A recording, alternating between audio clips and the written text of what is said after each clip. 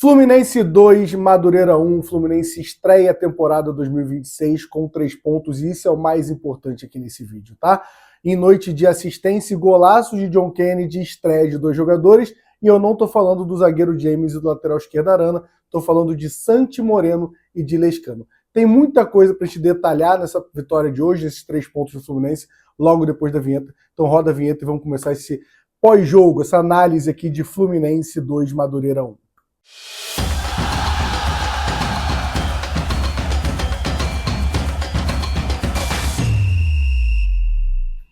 Antes de começar, vou fazer aquele pedido para você que acordou nessa quinta-feira feliz com a estreia e a vitória do Fluminense de ontem. Então, por favor, deixa o like, se inscreve no canal para te bater 21 mil inscritos aqui no canal Gol de Barriga, tá? Vale lembrar que tem vídeo todos os dias aqui falando sobre o Fluminense e também que tem live de segunda a sexta. Hoje vai ser 12h30, um papo de bar, um papo de tricolor, pra gente trocar uma ideia e resenhar sobre esse momento do Fluminense. Provavelmente, além do jogo de ontem, a gente já vai estar falando de mercado, porque a gente precisa contratar. Mas esse é assunto para outro vídeo.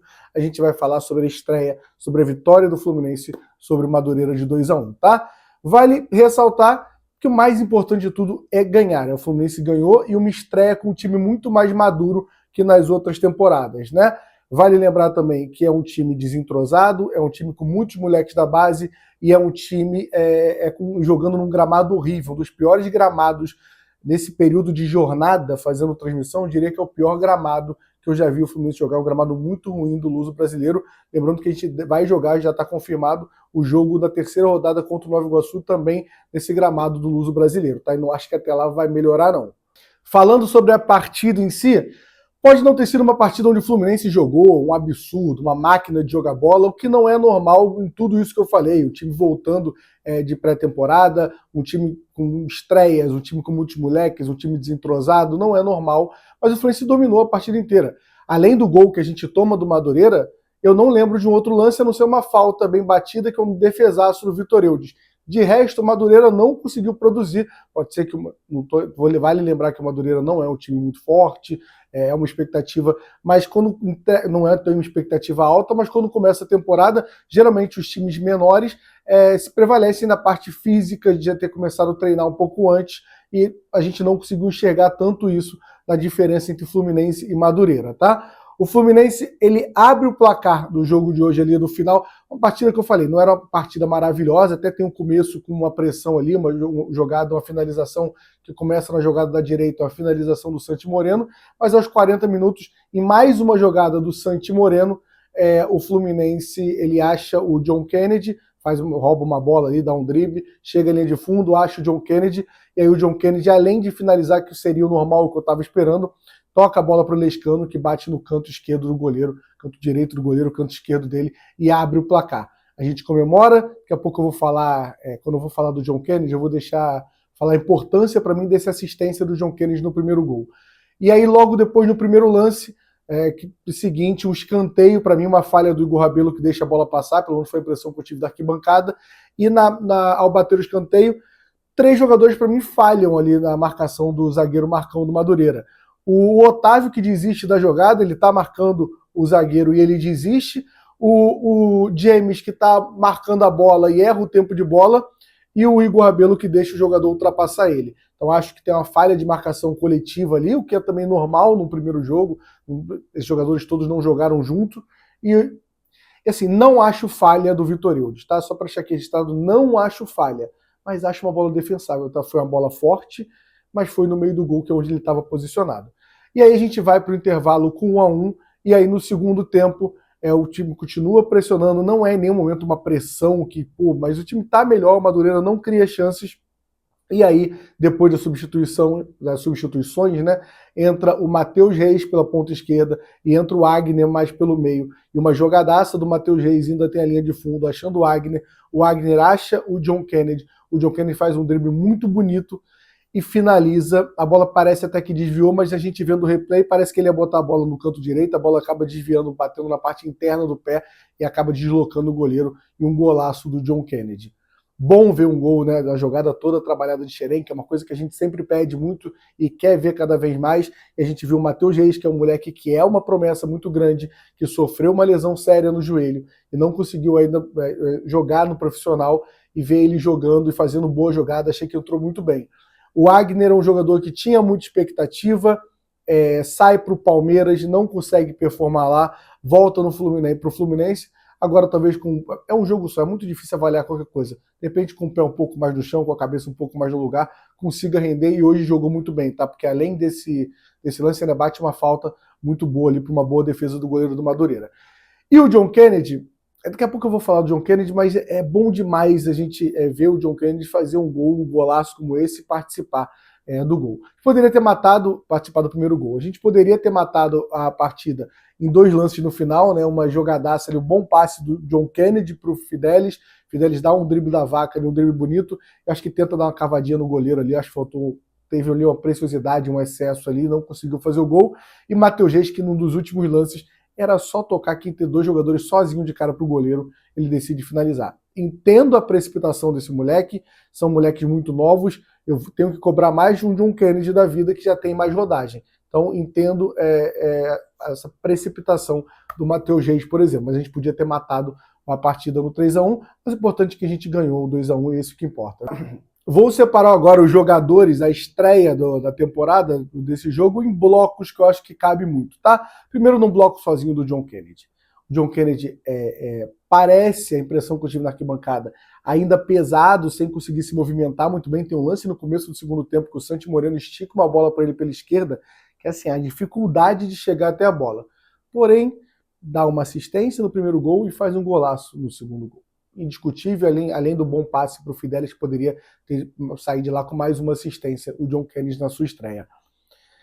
Eu, particularmente, fico mais feliz pela assistência do primeiro gol do que pelo golaço ali no segundo gol do Fluminense. Por quê?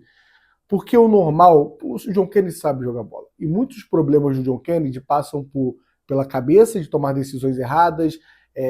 Para mim tem um clássico, né, que era um clássico contra o Botafogo, que a gente perde 4-2 e ele faz um gol de cavadinha e ele sai rindo e comemorando na zona mista, falando que, só para lembrar que a minha cavadinha entrou, 4-2. Então acho que às vezes o John Kennedy é um pouco desconexo da realidade.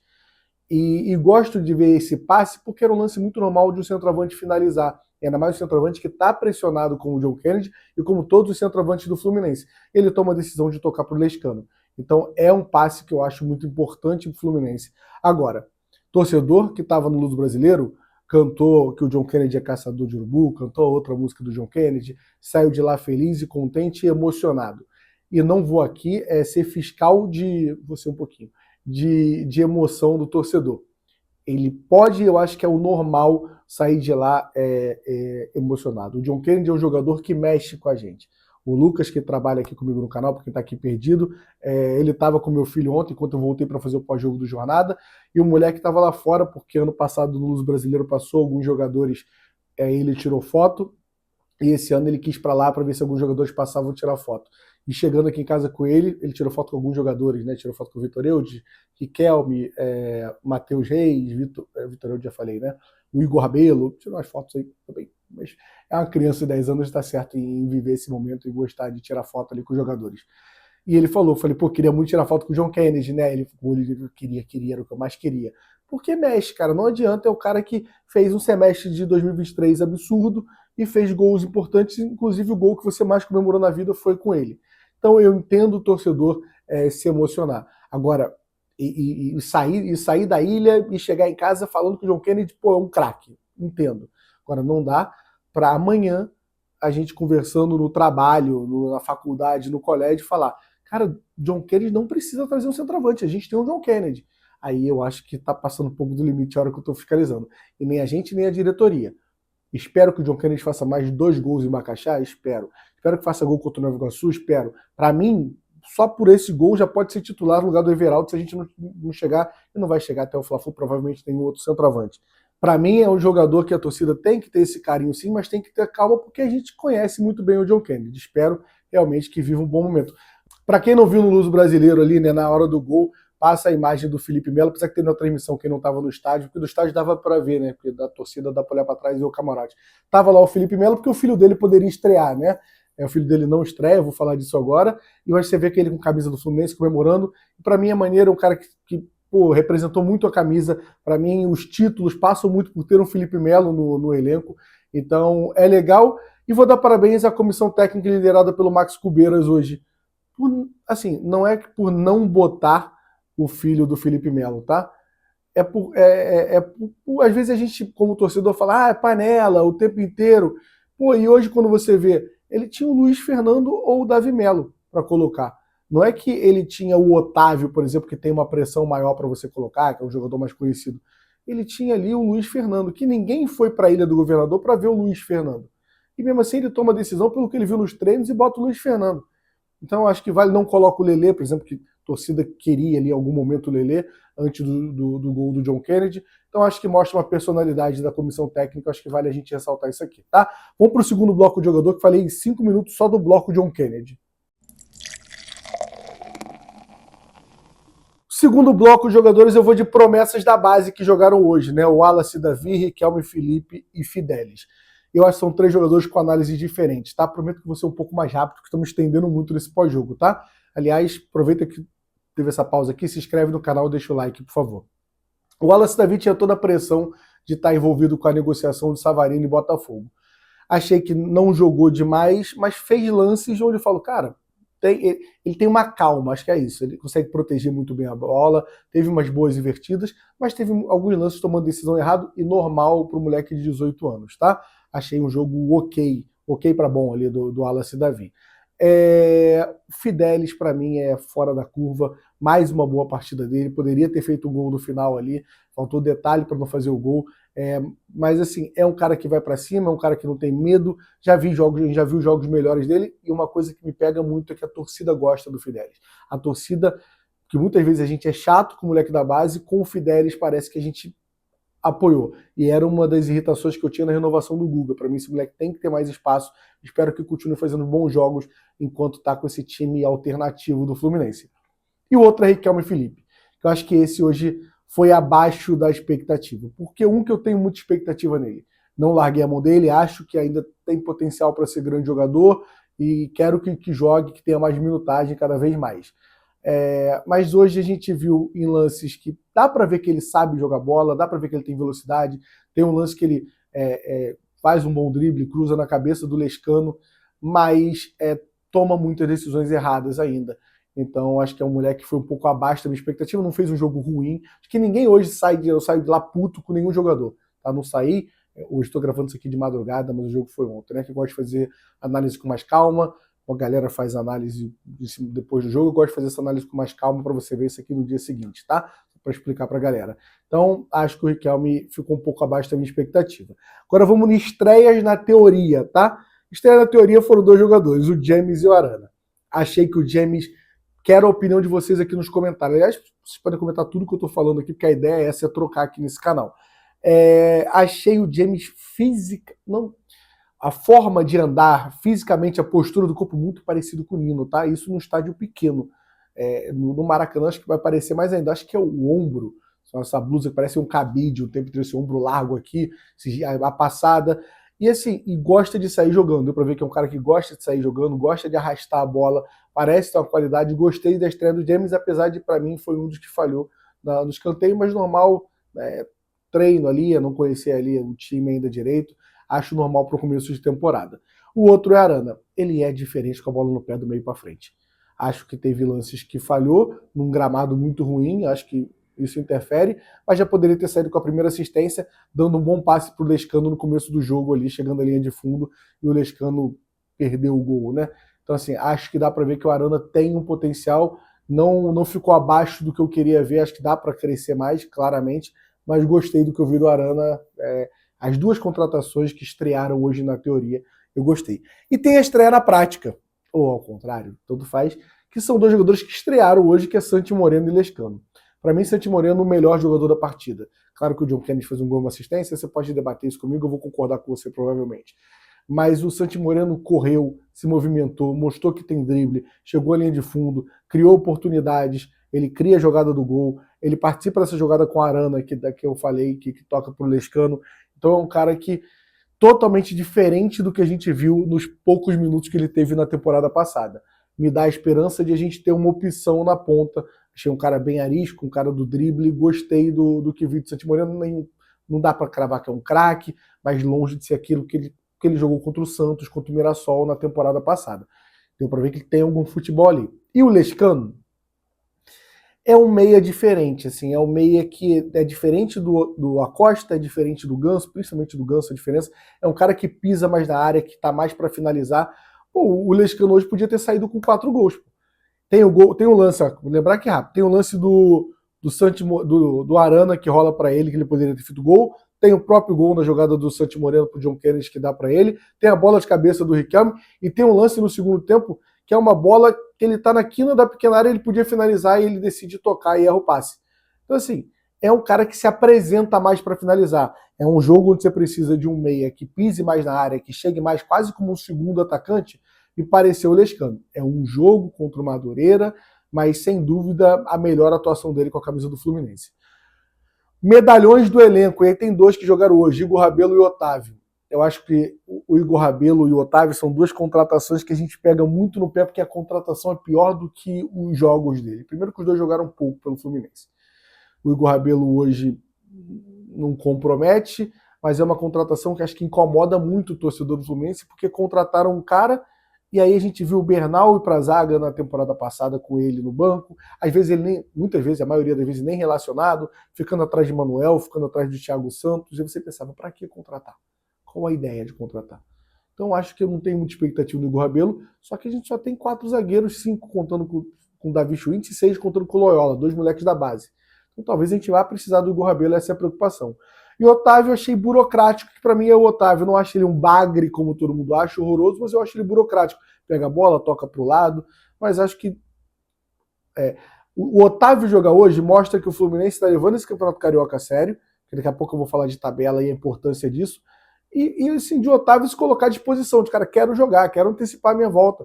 Até porque eu não joguei muito na temporada passada. Então gosto da postura. Até porque, sinceramente, claro que a gente quer ver Xerém, mas jogando ao lado de Wallace e Davi, eu prefiro o Otávio do que o Luiz Fernando, que eu não conheço o Luiz Fernando ainda. Acho que fica muito inseguro uma dupla de volância com Wallace, Davi e Luiz Fernando.